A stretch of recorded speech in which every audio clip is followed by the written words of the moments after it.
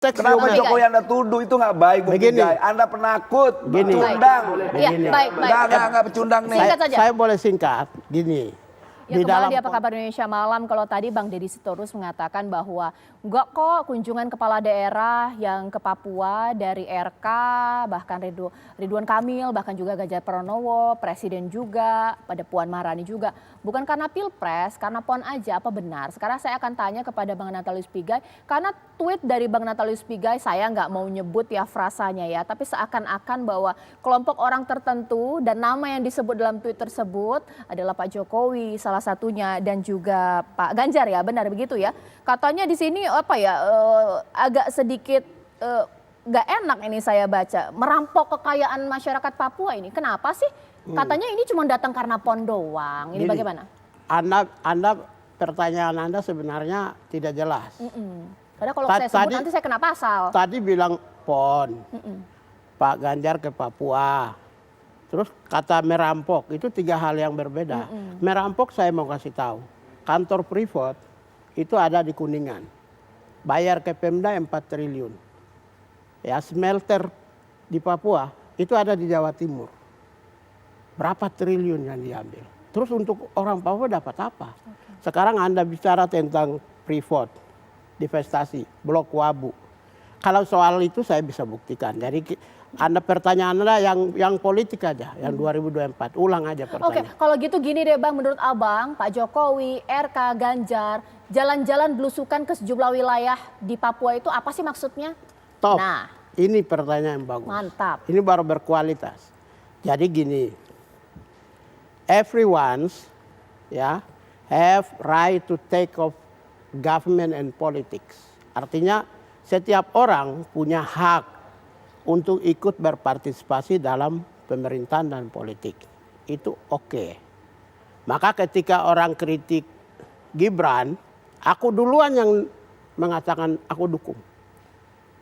Kita kritik orang bukan berarti hak orang untuk ikut kompetisi itu dibatasi. Tidak boleh. Nah, jadi apakah Ridwan Kamil, apakah Ibu Puan, apakah Pak Ganjar ke Papua, kemudian dalam rangka PON atau orang mungkin memperkirakan mungkin mereka lagi menjalin persahabatan dalam konteks politik 2024. Itu hal yang normal-normal aja. Nah, misalnya, tapi bobot kualitas dan kuantitas pertemuan, intensitas pertemuan mana yang lebih banyak. Misalnya Pak Ganjar, ini objektif ya, saya nggak terlalu berpikir yang negatif. Sampai 2 hari lalu saya hitung Twitternya Pak Ganjar, itu ada 3 Twitter yang diupload yang pertemuan dengan tim PON Jawa Tengah. 3 ya. 11 Twitter yang pertemuan dengan berbagai elemen dan segmen masyarakat Papua. Dilihat dari intensitas ini, maka intensi tujuan utama Pak Ganjar ke Papua adalah PON. Tetapi ada pertemuan dengan 11 itu menjadi orientasi politik. Dan itu normal-normal saja bagi saya. Bagi saya sih normal. Kalau yang orang-orang politik silakan interpretasi sendiri. Bagi saya punya kepentingan besar. Saya 2014 Pak Jokowi ke Papua. Tapi tidak hanya Pak Jokowi, orang lain juga sama.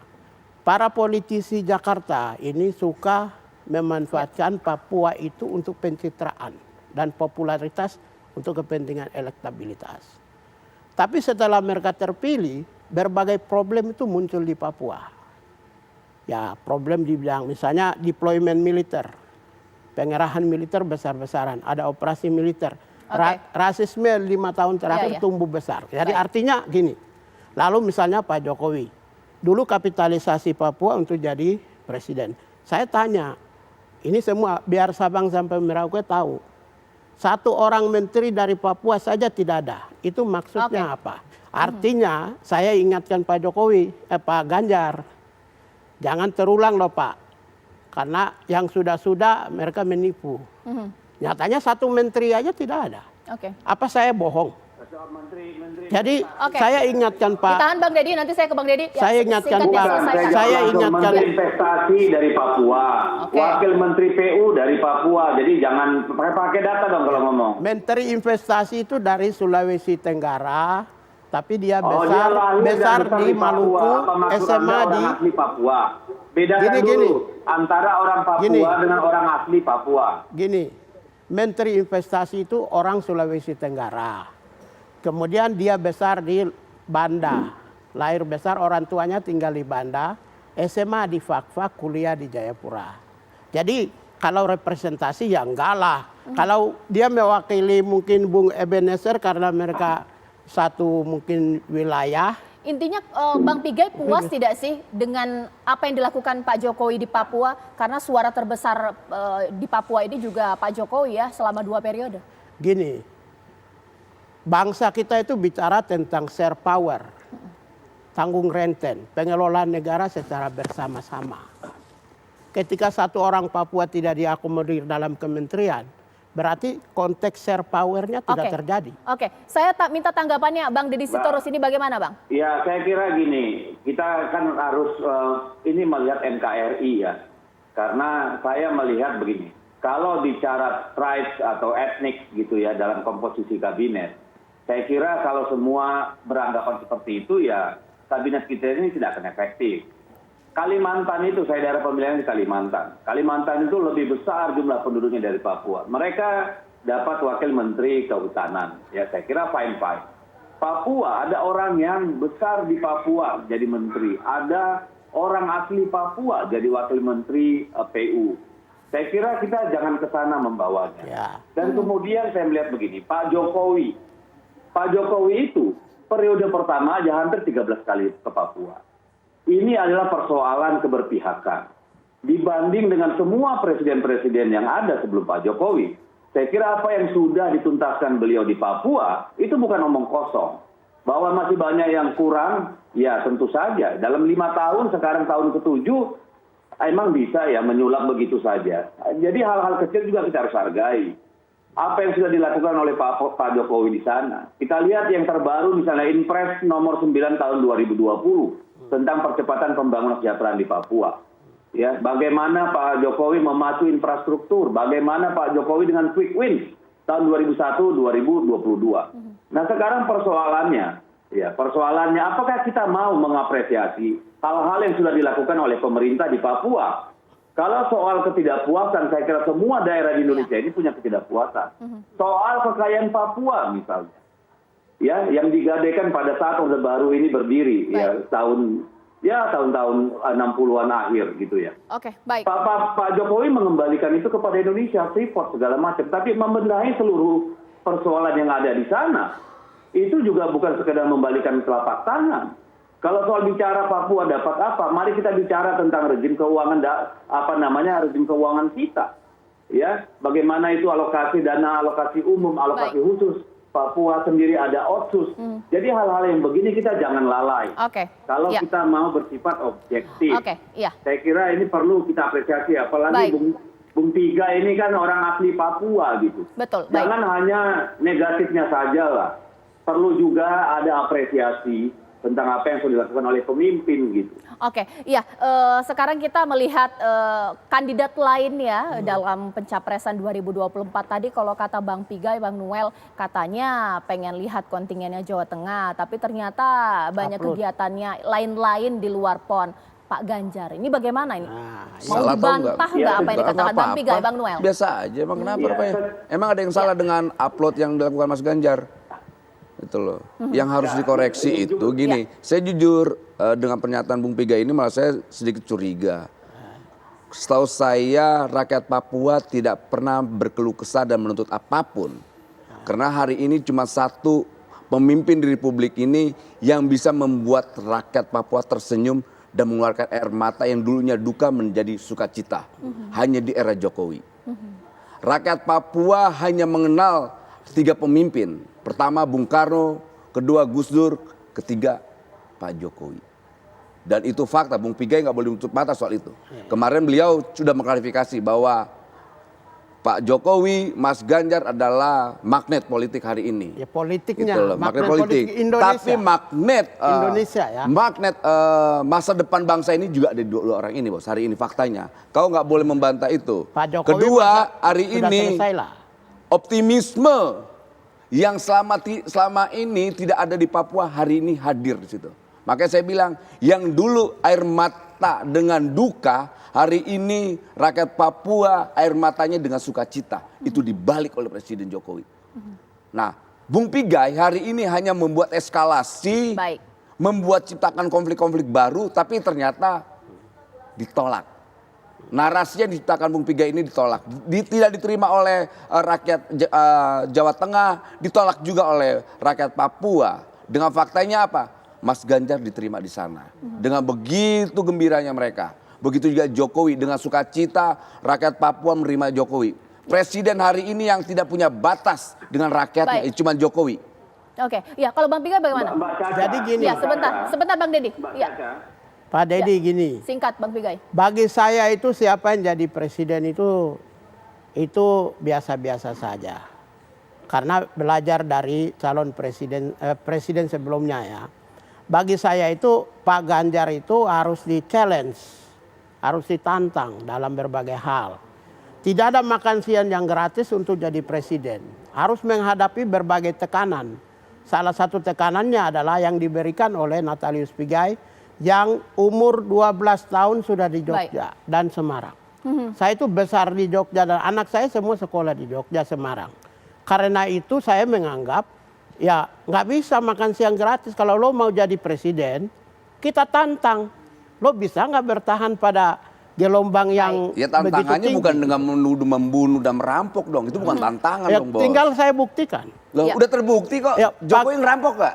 Jokowi ngebunuh gak di Papua? Presiden, Enggak, presiden. Jokowi ngebunuh atau ngerampok? No, presiden. Nah, bos nggak boleh gitu. Ya, Anda itu takut begini. dengan Soeharto, Begini. Anda takut dengan Cendana, Begini. Anda takut dengan mereka semua yang ngerampok. Begini. Nggak berani nyuarakan hal itu. Dalam Oke. konteks Kenapa Bang Jokowi Pigai. Anda tuduh itu nggak baik, Bung Begini. Pigai? Anda penakut, Gini. pecundang. Ya, Begini. baik. Nggak pecundang nih. Singkat saja. Saya boleh singkat, gini. Di dalam konteks human right itu the state obligation, the president obligation Baik. to respect, protect and human right ya di Oke, bidang. oke, saya Karena itu siapapun jadi presiden bertanggung jawab atas seluruh penyelenggaraan negara, Ya. termasuk program dan kebijakan. Oleh karena itu apapun yang terjadi deployment militer. Baik. Kemudian persoalan sumber daya alam di Papua. Baik. Kemudian persoalan rasisme. Baik. Penetrasi kapital. Oke, iya. Misalnya kemudian diikuti oleh hegemoni militer Iya, dan sipil di Papua. terlalu Merupakan berat. tanggung Baik. jawab presiden. Ya, baik, Itu saya yang mengerti. harus dipahami. Oke. Gini, dalam Ya, deklarasi udah. universal hak asasi Iya, iya. manusia Terlalu salah satu berat, poinnya terlalu berat adalah bahasannya. menjaga martabat, Ya, oke. menjaga Nanti sesaat martabat lagi, seorang, pemirsa, bukan malah mungkin menuduh, memfitnah. Bang Noel, mungkin kita akan lebih sederhana lagi ya. Kalau misalnya sempat ada anggapan saya mau bahwa respon itu Mbak. tadi Ya, soal- singkat saja Bang Dedi, soal singkat saja Bang Dedi, pernyataan Pak bagaimana? Pigai. Saya begini, saya kira kita melihat ya konteks kejadian yang kemarin. Karena yang melakukan belusukan itu tidak hanya Pak Ganjar, semua belusukan ya. Dan kenapa menjadi penting soal kemarin Pak Ganjar melakukan aktivitas di Papua?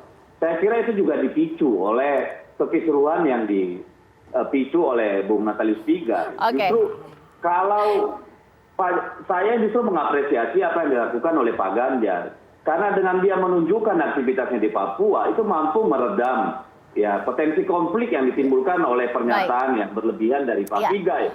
Ya, Itu dua, itu ya. justru sangat meredam apa yang dilakukan oleh Pak Ganjar, Bu Puan, lalu si Gibran di Solo. Saya kira itulah yang membuat kita bisa melalui kemarin itu tanpa Baik. sesuatu yang berlebihan. Oke, ditahan dulu Bang Dedi. Mungkin pertanyaan saya nanti mudah-mudahan kita akan lebih sederhana Besok, membahas ya. hal ini karena Besok, kasihan juga ya. masyarakat kalau terlalu Ya. bicara teori adalah apakah jurus belusukan yang dilakukan oleh Presiden Jokowi sebagai ciri khasnya dan diikuti oleh calon-calon bisa jadi kandidat Presiden 2024 masih efektif untuk meraih simpati masyarakat Papua atau jangan-jangan sudah expired, masyarakat Papua sudah tidak bisa lagi dirayu dengan cara itu? Sesaat lagi di Apa Kabar Indonesia Malam.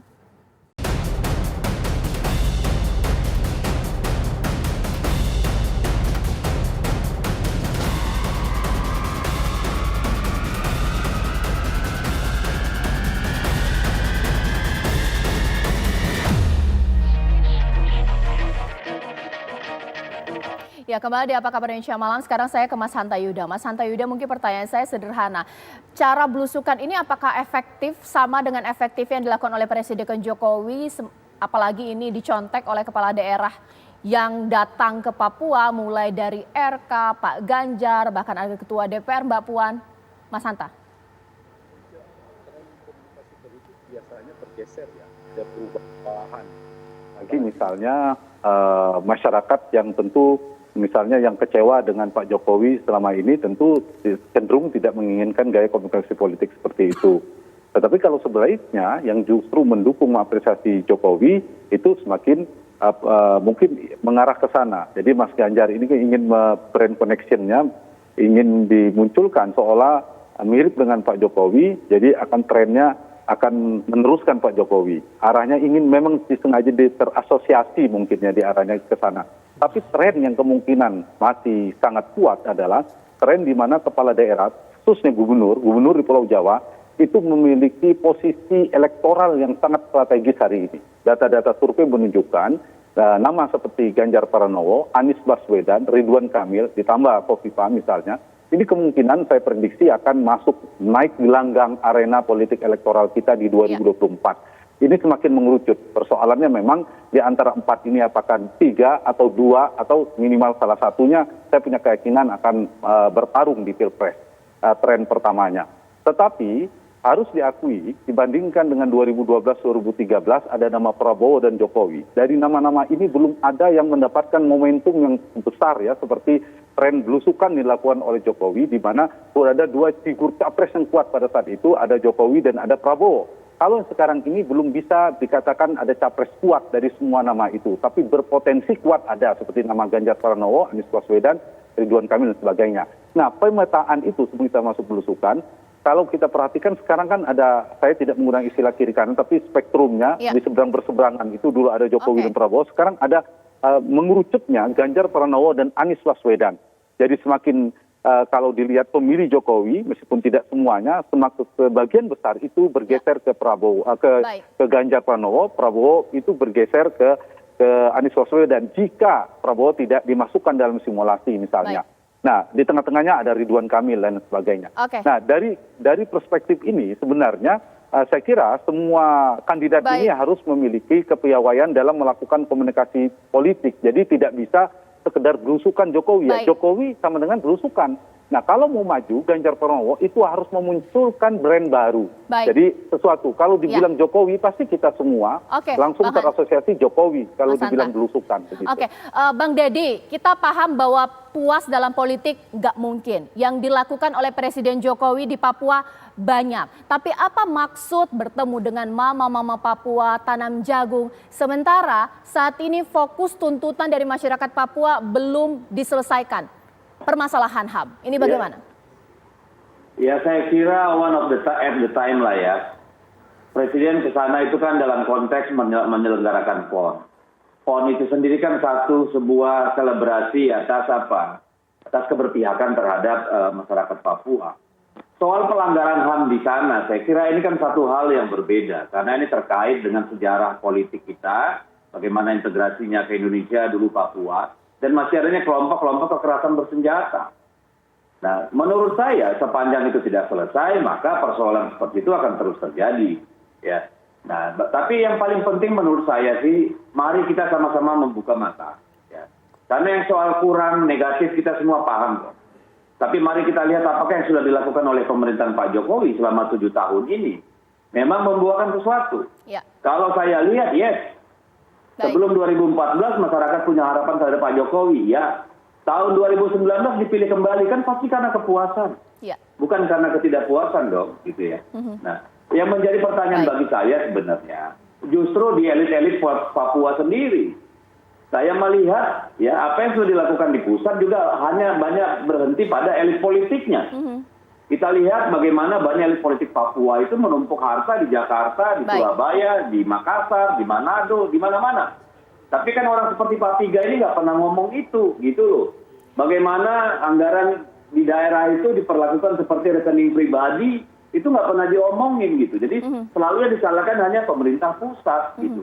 Mari kita sama-sama lah, kita bangun satu visi bersama. Ini bagaimana sih kita mau Papua itu dikelola gitu ya sebagai bagian dari NKRI. Baik.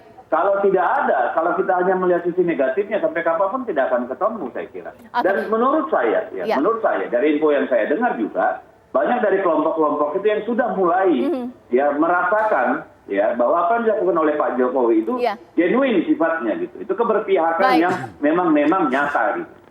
Oke, baik. Nanti sesaat lagi saya akan bertanya kepada dua narasumber saya, tapi terima kasih Bang Deddy dan juga terima kasih Mas Hanta.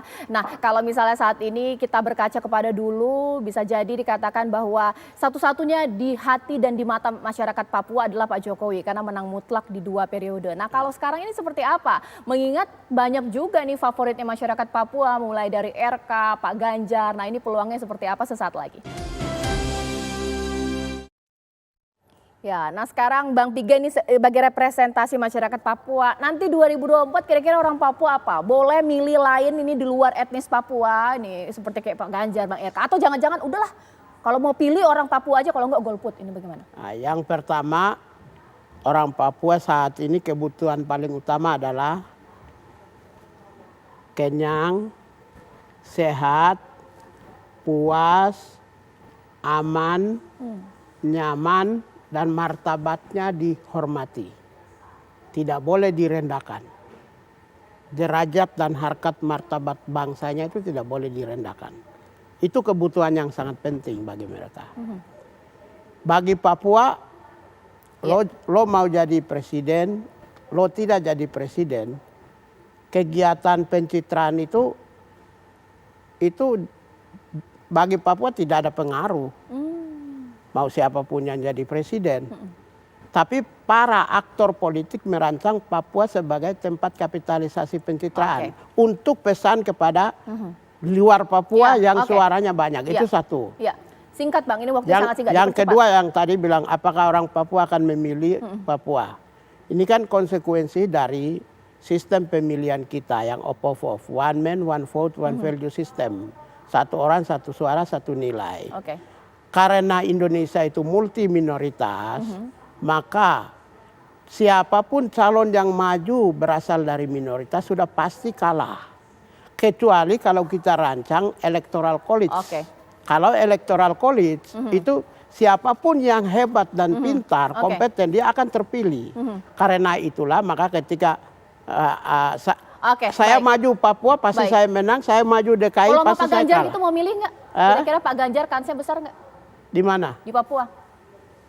Ya tergantung saya. Tergantung. Ya sekarang ini Bang Nual ini. Catatan dari Bang Piga, jangan sibuk pencitraan ini bagaimana? Apa yang mau dicitrain dari Mas Ganjar? Nggak mestilah. Hari ini faktanya kita lihat bahwa masyarakat Papua sangat antusias sekali menerima Mas Ganjar.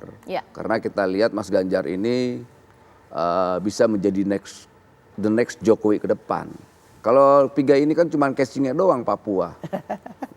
Yang Papua beneran kan yang di Papua sana. Dia kan udah hidup di Pulau Jawa ini yang menikmati kenyamanan, makan dan sebagainya. Lantas rakyat Papua yang di sana yang kelaparan, ketakutan, penuh dengan tangis dan sebagainya. Hari ini kan Jokowi membalikan itu semua. Ketakutan yang luar biasa hari ini Jokowi rakyat Papua mendapatkan hiburan, yang dulu duka hari ini menjadi sukacita, itu hanya ada di era Jokowi. Bayangkan event besar nasional yang puluhan tahun tidak pernah terjadi di mana-mana, hari ini PON ada di Papua. Dan ini harus menjadi apresiasi. Jadi ginilah, Bung Pigai harus berani juga mengapresiasi secara objektif apa yang dilakukan Presiden Jokowi. Dengan itu saya berharap Mas Pigai ini, bukan Mas, Pace, untuk meminta maaf atas diksi yang disampaikan kemarin itu melalui tweetnya. Baik. Kita tunggu ya. Singkat aja. Soal minta maaf. Jawa Tengah itu provinsi bukan? Kalau provinsi teritorial itu kau nggak bisa. Masa satu teritorial itu merampok tanah Papua, ngebunuh Papua, ngawur lu. Besok kita bahas lah ya mungkin tema ini ya. Karena untuk tema ini memang sudah selesai waktu kita lihatlah nanti bagaimana manuver-manuver lainnya yang dilakukan oleh kepala daerah di Papua. Bisa saja terjadi, bisa juga tidak. Pemirsa, ini menjadi akhir Apa Kabar Indonesia Malam.